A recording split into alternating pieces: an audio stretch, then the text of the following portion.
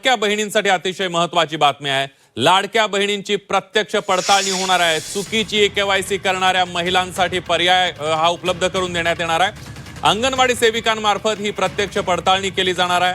बाल विकास मंत्री आदिती तटकरे यांनी ट्विटरवरून या संदर्भात माहिती दिलेली आहे। लाडक्या बहिणींना 31 डिसेंबर 2025 पर्यंत ई-केवायसी करण्याची मुदत देण्यात आली होती। मात्र काही कारणांमुळे ई-केवायसी करताना महिलांनी चुकीचा पर्याय निवडल्याचं समोर आलं आणि त्यामुळे योजनेच्या निकषांनुसार लाभार्थी महिलांची क्षेत्रीय स्तरावर अंगणवाडी सेविकांमार्फत प्रत्यक्ष पडताळणी करण्याच्या सूचना राज्यातील सर्व जिल्हाधिकाऱ्यांना देण्यात आलेल्या आहेत, असं ट्विट आदिती तटकरेंनी केलंय। या निर्णयामुळे ई-केवायसी न करणाऱ्या महिलांना मोठा दिलासा मिळणार आहे। आम्ही साधारणपणे 2 महिन्यापूर्वी 18 नोव्हेंबरपर्यंत ई-केवायसीची प्रक्रिया पूर्ण करण्याच्या संदर्भामध्ये सर्वच आपल्या महाराष्ट्रातील लाडकी बहीण मुख्यमंत्री माझी लाडकी बहीण योजनेच्या लाभार्थी महिला ज्या आहेत त्या माता भगिनींना आम्ही त्या ठिकाणी सूचना केल्या होत्या। त्यानुसार जवळपास 1,20,00,000पेक्षा अधिक महिलांची ई-केवायसीची प्रक्रिया 100% पूर्ण झालेली आहे आणि 50 लाखापेक्षा अधिक अशा महिला आहेत ज्यांची साधारणपणे 60-70% ही जी प्रक्रिया आहे ती त्या ठिकाणी पूर्ण झालेली आहे। मधल्या कालावधीमध्ये अतिवृष्टी असेल, पूर परिस्थिती असेल, अवकाळी पाऊस असेल, म्हणजे मे महिन्याच्या पहिल्या आठवड्यामध्ये जो पाऊस सुरू झालेला आहे तो साधारणपर्यंत जवळपास 5 ते 10 नोव्हेंबरपर्यंत पाऊस सुरू होता। बऱ्याचशा ठिकाणी पुराची परिस्थितीसुद्धा होती, अतिवृष्टीसुद्धा झाली आणि त्या ठिकाणी महिलांचे काही असणारे जे कागदपत्र असतात, काही दाखले असतात, तर ते त्यांना म्हणजे पुराच्या परिस्थितीमध्ये सुद्धा तिथं काही भरपूरशा लाभार्थ्यांनी गमावलेले आहेत। त्या दृष्टिकोनातून आणि त्याचबरोबर ज्या विधवा महिला आहेत किंवा ज्या एकल महिला आहेत म्हणजे ज्यांचे वडील वारलेले आहेत पण डिवोर्स झालेला आहे किंवा अशा पद्धतीच्या ज्या काही बाबी आहेत तर त्याच्यामध्ये त्यांचीही त्याच्यामध्ये विनंती होती, सूचना होती। मधल्या कालावधीमध्ये आदरणीय मुख्यमंत्री देवेंद्र फडणवीस साहेब, दोन्ही उपमुख्यमंत्री शिंदे साहेब आणि आदरणीय दादांच्याकडे सुद्धा त्या संदर्भातली चर्चा करण्यात आली आणि 31 डिसेंबरपर्यंत आपण ई-केवायसी करण्याची मुदत ही वाढवत आहोत। म्हणजे जेणेकरून ज्या काही जिथं अतिवृष्टी झाली, पूर परिस्थिती झाली तिथल्यांनाही महिलांना ई-केवायसीसाठी त्या ठिकाणी अधिकची मुदतीतून त्यांना ई-केवायसीची प्रक्रिया पूर्ण करता येईल।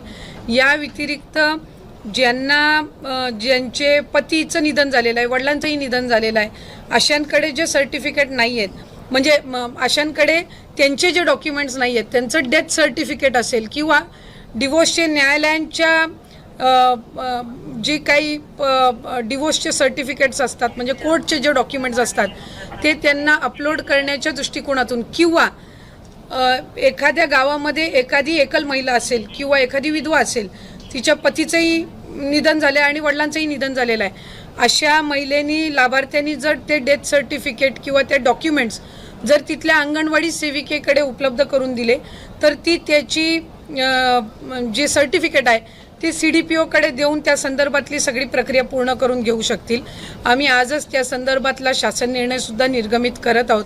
त्याच्यामध्ये ज्या गावातल्या किंवा शहरातल्या तिथल्या अंगणवाडी केंद्र आहेत, ज्या अंगणवाडी सेविका आहेत त्यांच्याकडे त्यांनी तशा पद्धतीचे कागदपत्र सबमिट करायचे आहेत। इन द मीनवाईल त्या मध्यंतरी त्या कालावधीमध्ये आम्ही वेबसाईटवर पण तशा पद्धतीचं ऑप्शन हे देण्याच्या दृष्टिकोनातून आमचं काम हे सुरू आहे। रोज साधारणपणे 4 ते 5 लाख महिलांचं ई-केवायसीची प्रक्रिया ही त्या ठिकाणी होत आहे। मधल्या कालावधीमध्ये थोडं 1-2 लाखावरती संख्या आलेली होती, पण नंतर पुन्हा एकदा त्या वेबसाईट आणि संबंधित विषयांवर काम करून आता ती पूर्वपदावर आलेली आहे।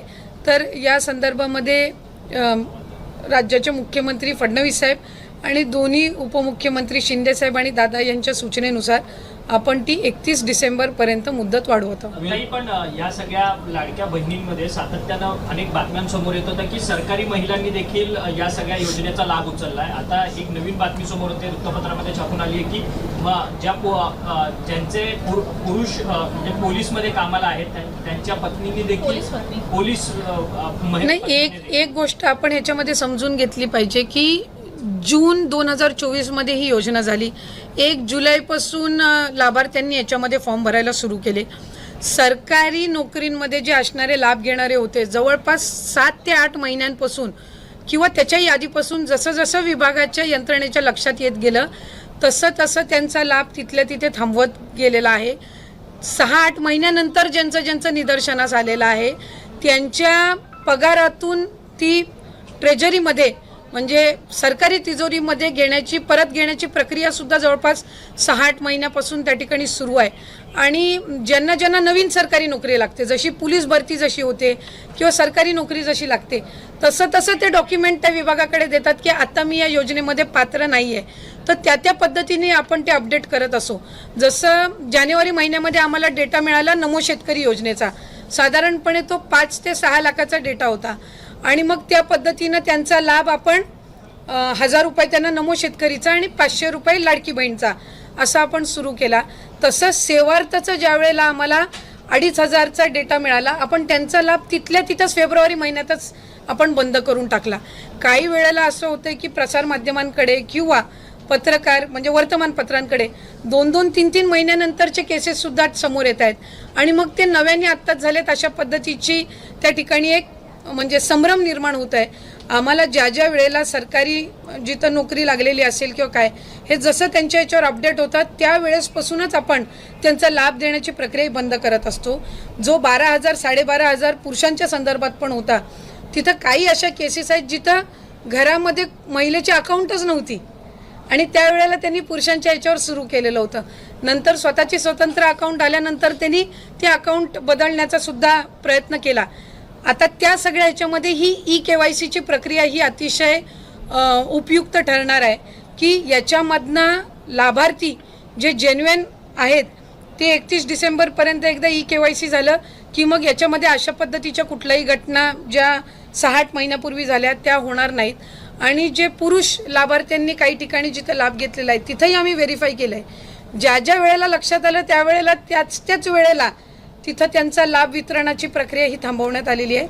आणि ज्यांची नाही तर त्यांना दंड आकारण्याच्या संदर्भातली सुद्धा किंवा त्यांच्याकडनं ती जी रक्कम आहे ती पुन्हा एकदा वसूल करण्याच्या संदर्भामध्ये सुद्धा जो प्रस्ताव आहे तो विभागाच्या वतीने शासनापर्यंत जाणार आहे. पण ही ज्या सरकारी कर्मचाऱ्यांच्या कुटुंबाकडनं हा लाभ घेण्यात आलेला आहे ही रक्कम काही जमा झाली का किंवा त्याचा काही अंदाजित आकडा आहे का? अंदाजित म्हणजे साधारणपणे मी आपल्याला म्हटल्याप्रमाणे सुरुवातीच्या कालावधीमध्ये आम्हाला सेवार्थीचा आलेला सेवार्थी खरं तर 8,000पेक्षा जास्ती आहेत.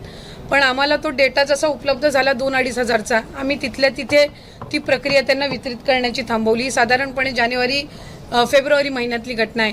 सरकारीमध्ये पण बरेचसे असे आहेत ज्यांची सरकारी नोकरी लागल्यानंतर स्वइच्छेने त्यांनी आपलं जे चलन असतं सरकारी चलन याच्यातनं त्यांनी ती रक्कम परतफेड केलेली आहे. जिथं प्रशासनाच्या स्थानिक प्रशासनाच्या लक्षात आलं तिथं त्यावेळेला त्यांनी एकतर तो लाभ बंद केलेला आहे आणि जर त्यांना 3 महिन्याचा लाभ गेला असेल तर त्यांच्याकडनं दर महिन्याचं वसूल करण्याच्या संदर्भामध्ये सुद्धा प्रक्रिया केलेली आहे. त्यामुळे साधारणपणे ही जी संख्या आहे ही काही फार मोठी नाही आहे. म्हणजे तसं बघायला गेलं तर 1% पण आतली असणारी संख्या आहे. आणि ती प्रक्रिया जी आहे ती आपल्याकडे ती विभागाकडे ती रक्कम परत येणार नाही. ती शासनाचं जे ट्रेजरी डिपार्टमेंट आहे यांनी जो एक ठराविक हेड आम्हाला ओपन करून दिलेला आहे ती त्याच्यामध्ये येते आणि मग ती शासन जमा होते. पण मराठवाड्यातील अनेक महिलांची जी कागदपत्रे नाही ही प्रक्रिया सुरू आहे. म्हणजे ही कसं आहे जसं आता तुम्ही पोलीस भरतीच्या संदर्भातलं जर उन्होंने किया नहीं है इस वजह से वो इस लाभ से वंचित ना रहे इसलिए हमने उनको इस 2 महीने की मतलब अभी जो मोर देन 1 मंथ का उनको एक्सटेंशन दिया है.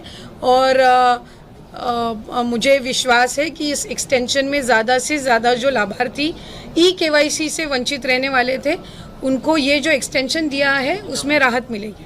देण्यात आलेली आहे. अद्यापपर्यंत EKYC करणाऱ्या महिलांची संख्या किती आहे ही माहिती पडलेली आहे का? अद्याप किती महिलांचं EKYC लाडकी बहीणमध्ये करण्याचं